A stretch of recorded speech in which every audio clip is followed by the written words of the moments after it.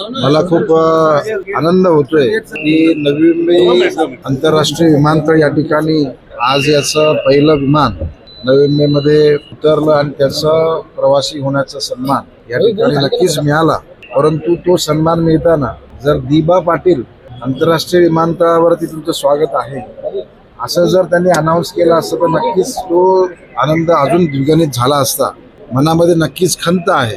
परंतु माननीय नरेंद्र मोदी साहेब आणि माननीय देवेंद्र फडणवीस साहेबांवरती आमचा सर्वांचा विश्वास आहे आणि आज या विमानतळाचा प्रवास करताना लोकांना आज विमानतळावर विमान उतरल्याचा आनंद आहे.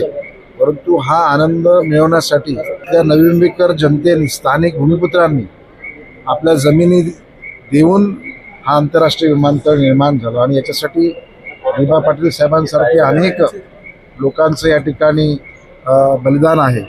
हे होत असताना खूप परिश्रम घेतले आणि मला आठवतं की पहिलं पार्लमेंटमध्ये पहिला प्रश्न पहिला विषय या ठिकाणी मांडण्याचा सन्मान मला मिळाला आणि त्यावेळेस पहिली पर्यावरणाची NOC या ठिकाणी घेण्याचा सन्मान मिळाला.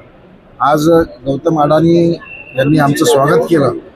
परंतु ते स्वागत होत असताना नवी मुंबईकरांसाठी पुढच्या भविष्यामध्ये येणारा हा खूप उंचीचा प्रगतीचा प्रवास असणार आहे.